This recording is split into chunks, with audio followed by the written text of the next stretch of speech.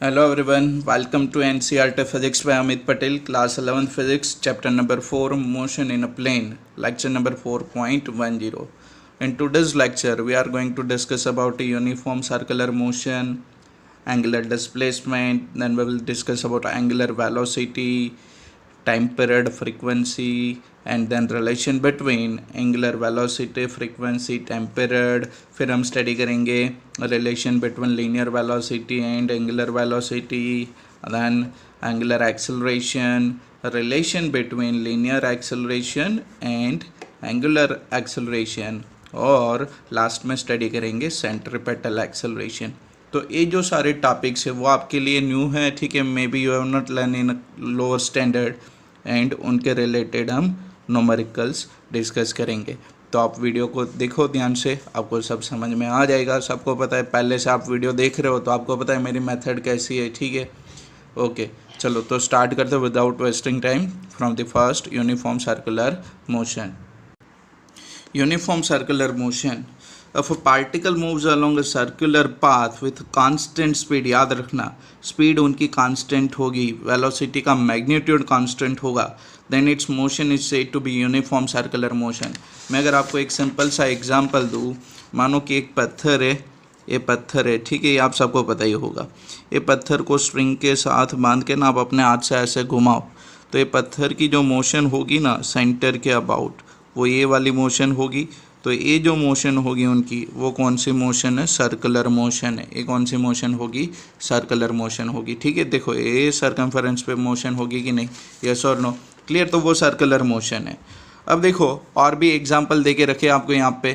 तो फर्स्ट कौन है? इलेक्ट्रॉन. आप सबको पता है कि अगर मैं एटम कंसिडर करूँ तो एटम के अंदर सेंटर पे न्यूक्लियस और उनके आजू बाजू आपकी इलेक्ट्रॉन ऐसे घूमती है. तो ये जो इलेक्ट्रॉन की मोशन है वो भी एक सर्कुलर मोशन है, ठीक है. चलो फिर next, motion of point of a blade of a moving fan. अब देखो मैं फैन के ऊपर आपको यहाँ पे बता दूँ, अगर मानो कि ये फैन का सेंटर में कंसीडर करूँ तो उनकी 3 ब्लेड ऐसे होगी कि नहीं, यस और नो. 3 ब्लेड वाला फैन में यहाँ पे कंसीडर कर रहा हूँ, ध्यान से देखना, यस और नो. ढंग से नहीं आ गया. चलो तो ये आपकी फैन की 3 ब्लेड में कंसीडर कर लूँ. चलो तो कोई भी एक पॉइंट में यहाँ पे कंसीडर कर लूँ ब्लेड के ऊपर. तो जब भी फैन चालू करोगे तो ये ब्लेड ऐसे घूमेगी ना, तो उनके साथ ये जो पॉइंट होगा ना उनका भी मोशन होगा, क्लियर. तो उनकी मोशन कौन सी होगी? ये पॉइंट की मोशन कौन सी होगी? सर्कुलर मोशन होगी, यस और नो, क्लियर.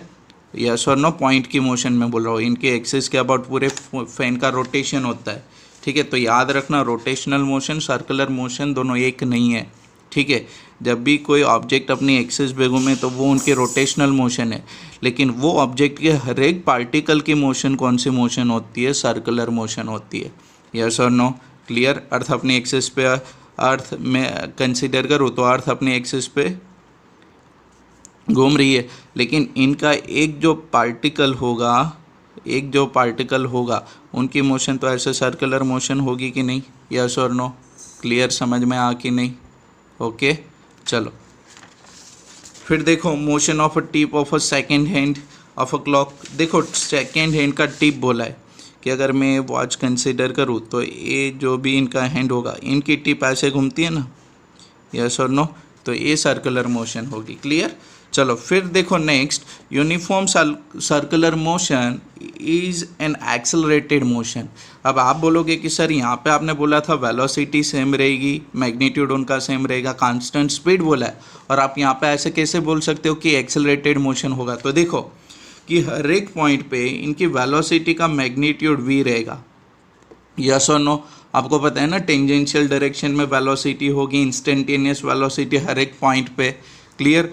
लेकिन हर एक पॉइंट पे ये जो वेलोसिटी की डायरेक्शन है ना वो चेंज हो रही है, यस और नो, टेंजेंशियल डायरेक्शन में.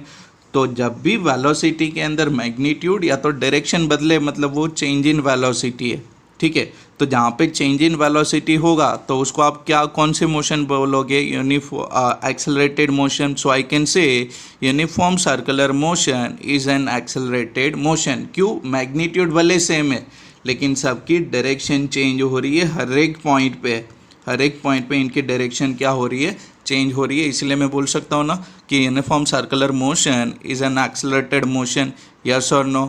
चलो फिर नेक्स्ट देखो, next angular displacement. The angular displacement of particle moving along a circular path is defined as an angle swept out by its radius vector in given time interval।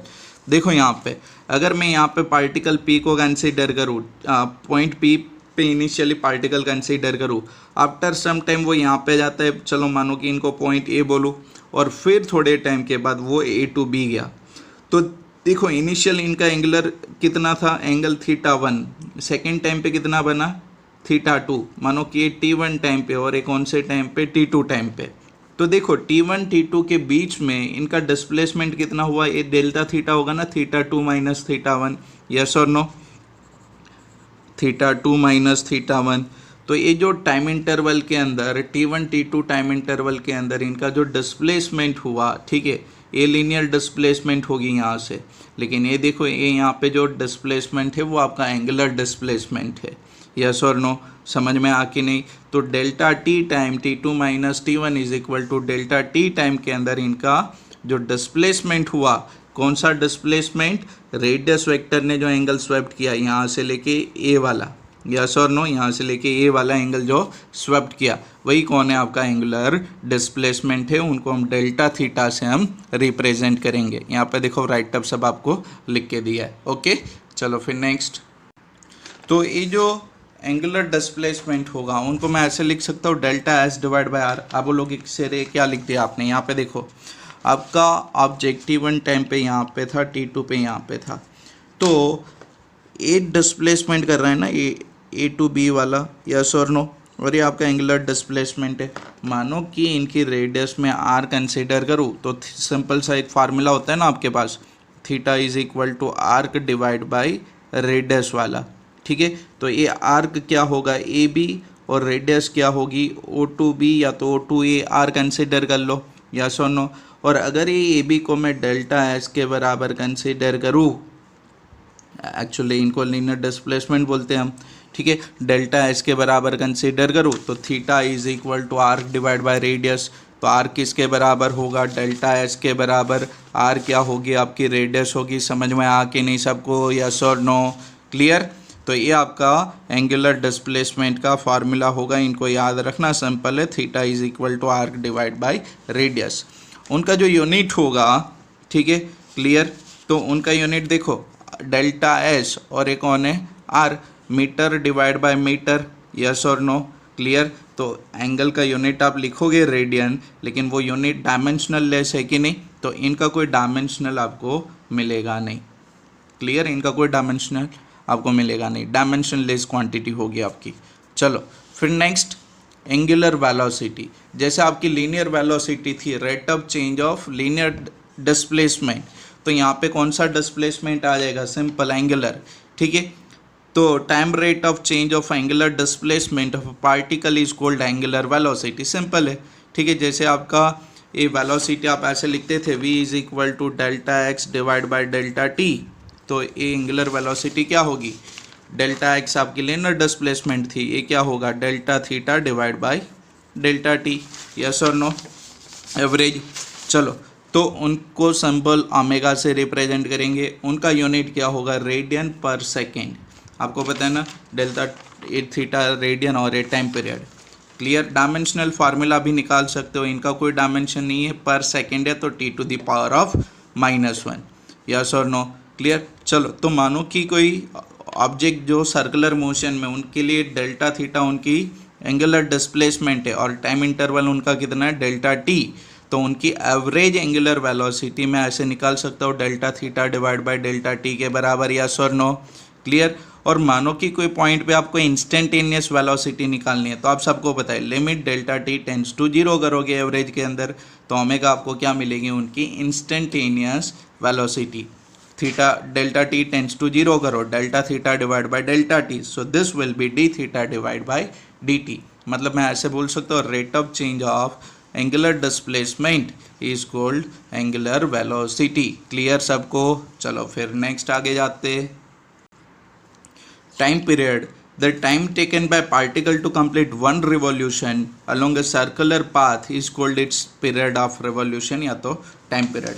मतलब देखो, अगर मैं बोलूँ कि कोई पार्टिकल यहाँ से रोटेट करना स्टार्ट करेगा, ठीक है, यहाँ पे देखो, यहाँ से सर्कुलर मोशन स्टार्ट करेगा और वापस वही पॉइंट पे आ जाए, वापस वही पॉइंट पे आ जाए, क्लियर। तो इनके लिए जो टाइम पीरियड लगेगा ना, वो आपका क्या होगा, टाइम पीरियड, क्लियर, या तो पीरियड ऑफ रेवोल्यूशन। यस और नो, क्लियर। उनको कैपिटल डी से हम डिनोट करेंगे, क्लियर। और पता है टाइम पीरियड है तो सेकेंड यूनिट रहेगी उनकी।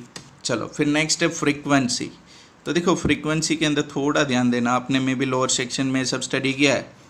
The frequency of an object in a circular rotation motion is defined as number of revolution completed in unit time, clear. और उनको ऐप से मैं डिनोट करूँगा, नॉर्मली एनसीईआरटी में देखोगे तो आप न्यू से डिनोट करोगे वहाँ पे, लेकिन फिर वेलोसिटी और न्यू के बीच में ना सिंबलिक थोड़ी कन्फ्यूजन हो जाएगी, तो बेटर है मैं ऐप से डिनोट करूँ, क्लियर। तो आपको क्या बोला, number of revolution completed in unit time, मतलब एक सेकेंड के अंदर कितने रिवोल्यूशन कंप्लीट करे। मानो कि यहाँ से स्टार्ट करके देखो 1 2 3 और ये 4, तो मानो कि एक सेकेंड में इसने कितने रेवोल्यूशन कंप्लीट किए, 4, तो इनकी फ्रीक्वेंसी होगी 4। अगर 2 रेवोल्यूशन कंप्लीट करेगी तो फ्रीक्वेंसी होगी 2। यस और नो, समझ में आ कि नहीं, क्लियर। तो यहाँ पे देखो, if f is the frequency of revolution of particle then the time taken to complete 1 revolution is 1 second. Unit time के अंदर कंप्लीट होगा कि नहीं, यस और नो। तो मैं ऐसे बोल सकता हूँ ना, t is equal to 1/f, t is equal to 1/f, yes और नो, और f is equal to 1/t, clear. इतना देखो, किसी को डाउट रहता है कि सर ये फार्मूला आप कहाँ से लेके आए, तो यहाँ पे ध्यान से देखो, आपको f फ्रीक्वेंसी बोली है ना, तो f नंबर ऑफ रिवॉल्यूशन कितने टाइम पे करेगा, वो 1 सेकेंड के अंदर। तो मुझे तो 1 रिवॉल्यूशन के लिए टाइम पीरियड t निकालना है कि ये कितना होगा। तो देखो क्रॉस मल्टीप्लिकेशन करो, t is equal to 1/f मिलेगा कि नहीं, यस और नो। तो ये याद रखना, ठीक है। ऐसे ही डायरेक्ट रिलेशन आपने नहीं लिखा, f नंबर ऑफ रेवोल्यूशन कितने सेकेंड के अंदर हो रहे, 1 सेकेंड के अंदर, देन 1 रेवोल्यूशन का टाइम पीरियड कितना होगा, क्लियर। इतना। Next topic is relation between angular velocity, frequency and time period t, clear. तो इन सब के बीच में आपको रिलेशन निकालना है। तो देखो, मानो कि अगर मैं बोलूँ कि एक ऑब्जेक्ट एक पूरा सर्कुलर ए पाथ कंप्लीट कर रहा है, ठीक है, एक पूरा सर्कुलर पाथ, ठीक है, तो इनका एंगुलर डिस्प्लेसमेंट कितना होगा, याद है आपको, एक पूरा सर्कल कंप्लीट करे तो 2 पाई के बराबर, कितना एंगल होगा, 2 पाई के बराबर। और उनका जो टाइम पीरियड होगा वो कैपिटल टी बनेगा कि नहीं, यस और नो। तो थीटा आपकी 2 पाई बनेगी, टाइम पीरियड क्या बनेगा, टी। तो उनकी एंगुलर वेलोसिटी में ऐसे लिख सकता हूँ, angular velocity is equal to angular displacement divide by time period, theta is equal to 2 pi, t is equal to capital T, so omega is equal to 2 pi by t. ये formula याद रखना, काफ़ी जगह पे हम use करेंगे, 11th and 12th में भी इनको यूज़ करने वाले। तो 1/t is equal to F मिलेगा कि नहीं, so omega will be 2 pi F, clear. इतना सबको क्लियर होगा, आई होप, क्लियर। चलो फिर next, relation between linear velocity and angular velocity. अब देखो मैं यहाँ पे आपको बता दूँ कि आपका जो ऑब्जेक्ट है वो A to B जा रहा है, ठीक है। एंगुलर डिस्प्लेसमेंट उनका डेल्टा थीटा है, लीनियर डिस्प्लेसमेंट उनकी डेल्टा एस के बराबर होगी, और ये जो O to B होगा वो किसके बराबर होगा, रेडियस r के बराबर होगा, यस और नो, क्लियर। ए पाथ पे उनकी सर्कुलर मोशन होगी, ओके, क्लियर। तो हम रिलेशन निकालेंगे लीनियर वेलोसिटी और एंगुलर वेलोसिटी के बीच में। तो देखो एंगुलर डिस्प्लेसमेंट ऑफ पार्टिकल क्या होगा, so delta theta is equal to delta S divide by r. अब सबको पता है कि ये जो डेल्टा एस है, आपका जो डेल्टा एस है वो कौन है, आपकी लीनियर डिस्प्लेसमेंट, आर क्या होगी, आपकी रेडियस वेक्टर, यस और नो, क्लियर। अगर ऊपर वाले इक्वेशन को मैं डेल्टा टी से डिवाइड करूँ दोनों साइड पे, ठीक है, तो ये बनेगा delta theta divide by delta T, 1/r delta S divide by delta T. अब देखो आपको क्या करना है कि टाइम पीरियड की जो वैल्यू है ना वो टेंस टू 0 करना है, limit tends to 0, delta T tends to 0, limit लो दोनों साइड पे, delta T tends to 0, so this will be limit delta T tends to 0 delta theta divide by delta t, और ये क्या बनेगा 1 upon r limit delta t tends to 0 delta s divided by delta t. So this will be limit delta t tends to 0 delta theta divided by delta t. और आपको पता है ना ये क्या बन जाएगा d theta divided by dt, और जिसको आप क्या बोलोगे एंगुलर वेलोसिटी. ये देखो limit delta T tends to 0 और ये क्या बन जाएगा delta S divide by delta t, जिसको आप क्या बोलोगे d s divide by D T.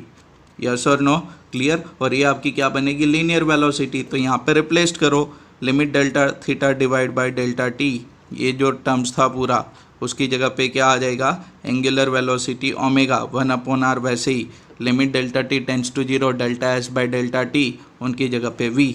तो ये आपको रिलेशन मिल गया angular velocity linear velocity. So I can write like this ना, v is equal to omega into r. Yes और नो, क्लियर. तो लिनियर वेलोसिटी किसके बराबर होगी एंगुलर वेलोसिटी इनटू रेडियस के बराबर. क्लियर सबको, यस और नो. चलो फिर देखते एंगुलर एक्सेलरेशन.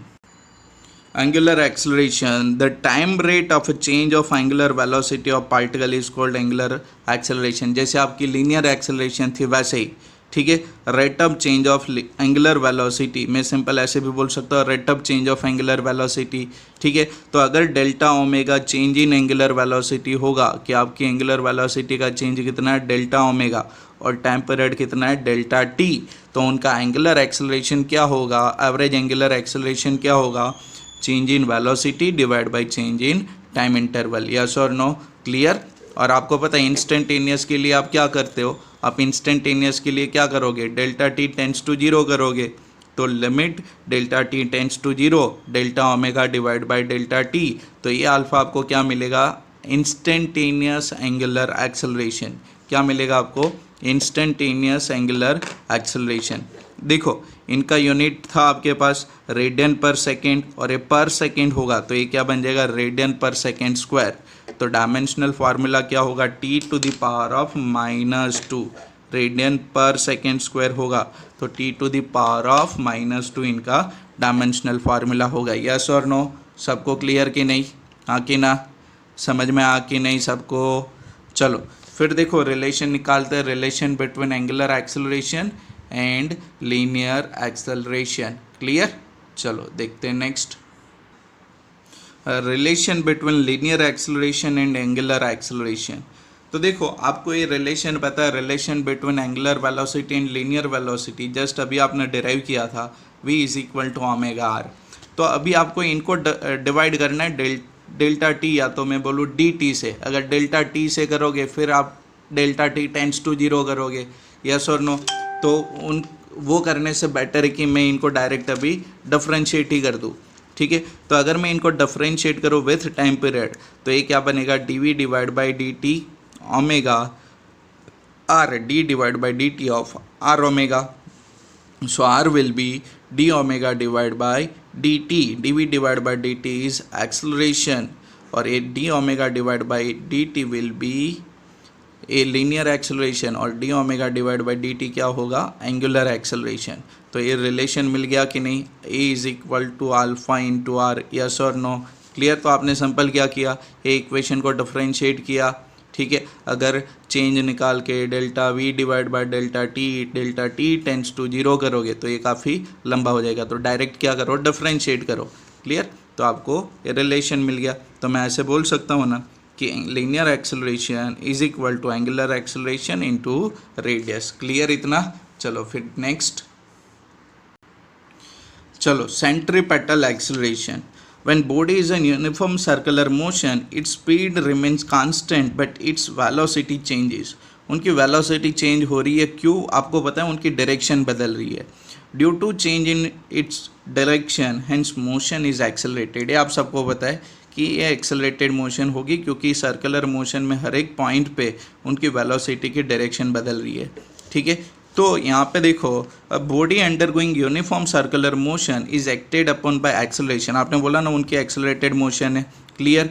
अब देखो ये जो एक्सेलरेशन की डायरेक्शन होगी which is directed along the radius towards the centre of a circular path. So this acceleration is called centripetal acceleration. इनको आप क्या बोलोगे सेंट्रीपेटल एक्सेलरेशन. मतलब देखो कि ड्यूरिंग दिस सर्कुलर मोशन ये जो इनका एक्सेलरेशन होगा वो टूवर्ड्स दी सेंटर एक्ट होगा कि नहीं, टूवर्ड्स दी सेंटर एक्ट होगा कि नहीं, क्लियर। और ये टूवर्ड्स दी सेंटर इनकी जो एक्सेलरेशन एक्ट होगी, क्लियर। तो ये टूवर्ड्स दी सेंटर जो एक्सेलरेशन एक्ट हो रहा है उसी को आप क्या बोलते हो, सेंट्रीपेटल एक्सेलरेशन। और ये कौन से डायरेक्शन में, अलोंग द रेडियस वेक्टर है कि नहीं, अलोंग द रेडियस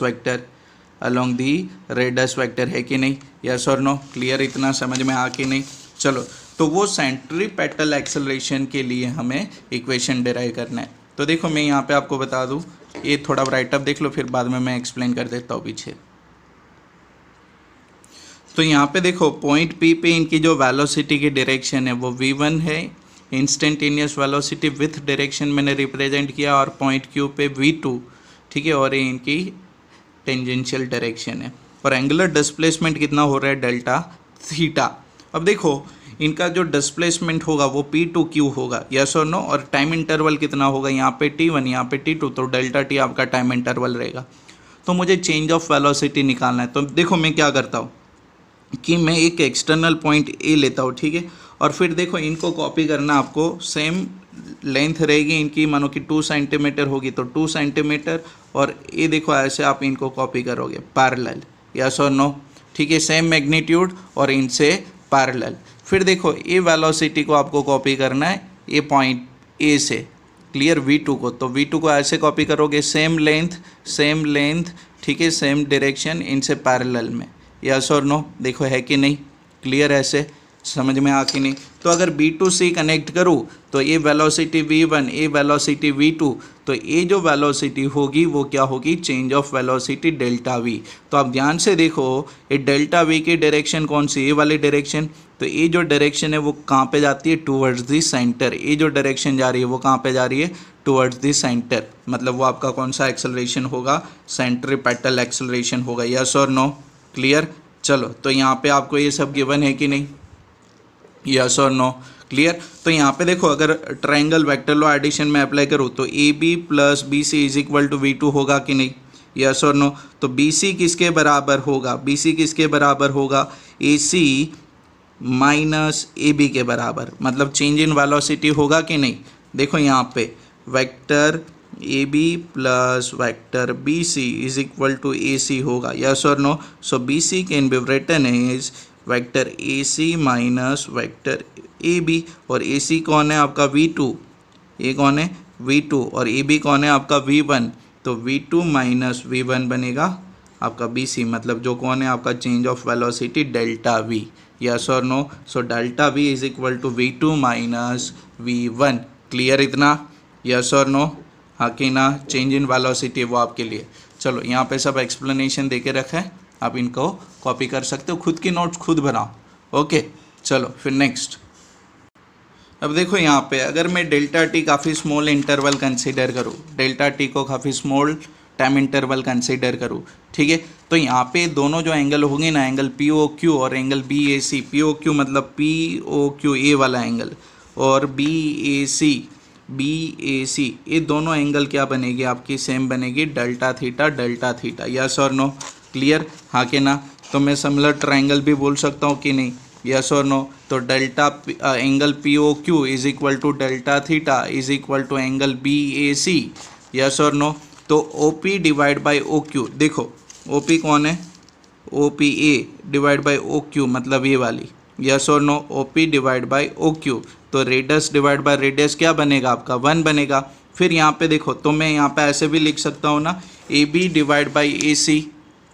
अब देखो AB कौन है, V1, और AC कौन है, V2। और आपको पता है ना सर्कुलर मोशन में V1 का मैग्नीट्यूड और ये V2 का मैग्नीट्यूड तो सेम ही है, खाली उनके डायरेक्शन अलग अलग है, यस और नो। तो V1 बाई V2 भी आपको मैग्नीट्यूड में क्या मिलेगा, 1 मिलेगा कि नहीं, यस और नो। तो देखो मैं ऐसे लिख सकता हूँ OP by OQ is equal to 1, AB by AC is equal to 1, मतलब ये दोनों कौन से ट्राइंगल है, सिमिलर ट्राइंगल। तो सिमिलर ट्राइंगल के लिए आप ये वाला फार्मूला यूज़ करो, PQ डिवाइड बाय OP। तो देखो PQ एक कोड होगा आपका, और डेल्टा टी टाइम इंटरवल के लिए उसको ये R के बराबर कंसिडर कर सकता हो। तो PQ डिवाइड बाय, आपको क्या बोला है ध्यान से देखना, PQ डिवाइड बाय OQ। तो PQ divide by OQ, yes और नो, क्लियर। तो उनसे सिमिलर ट्राइंगल में सामने देखो कौन बनेगा, B C divide by A B बनेगा, यस और नो। पी क्यू से सिमिलर कौन है, बी सी, और ओ क्यू से सिमिलर कोई ए सी, या तो ए बी कंसिडर कर लो, ए सी कंसिडर करो, यस और नो। तो यहाँ पे देखो ये बनेगा कि नहीं, पी क्यू आपका कौन है, डेल्टा एस, ओ पी आपकी रेडियस है तो आर, बी सी आपका डेल्टा वी और वी। देखो यहाँ पे पी क्यू आपका किसके बराबर है, डेल्टा एस के बराबर। ये ओ क्यू आपकी कौन है, रेडियस है, ओ क्यू कौन है आपकी, रेडियस है। बी सी किसके बराबर है, डेल्टा वी के बराबर। ए सी किसके बराबर है, वी टू के बराबर, यस और no.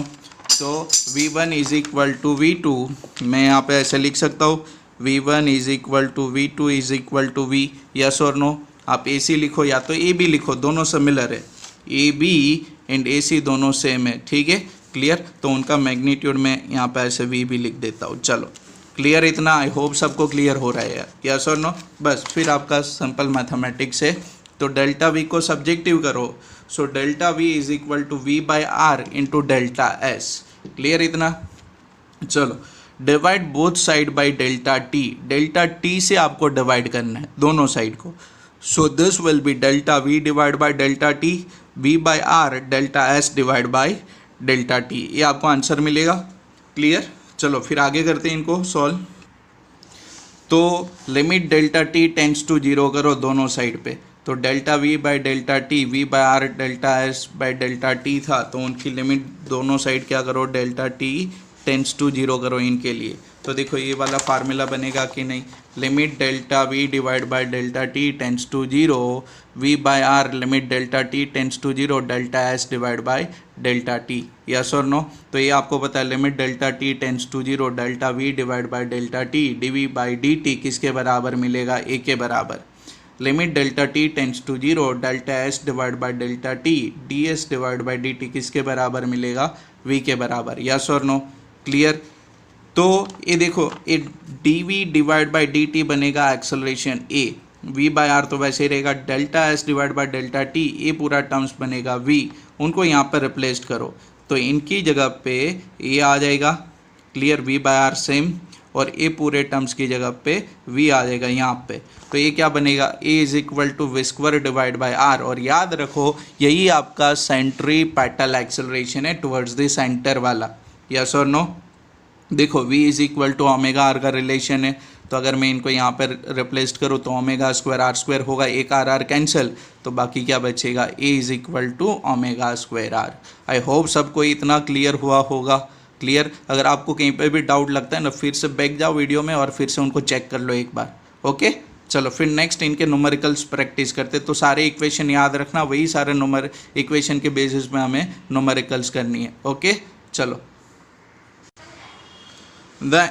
find the angular velocity of r end of watch and angular velocity of earth around its own axis। तो यहाँ पे देखो एंगुलर स्पीड किसके बराबर होगी, omega is equal to theta by T.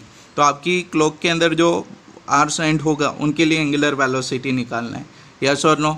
अब देखो कि थीटा मतलब एक पूरा सर्कल कंप्लीट करे तो थीटा कितना होगा, 2 पाई के बराबर, और आपको पता है कि जो आपकी आर एंड होगी वो कितना टाइम लेती है, 12 आवर कंप्लीट करने में, यस और नो।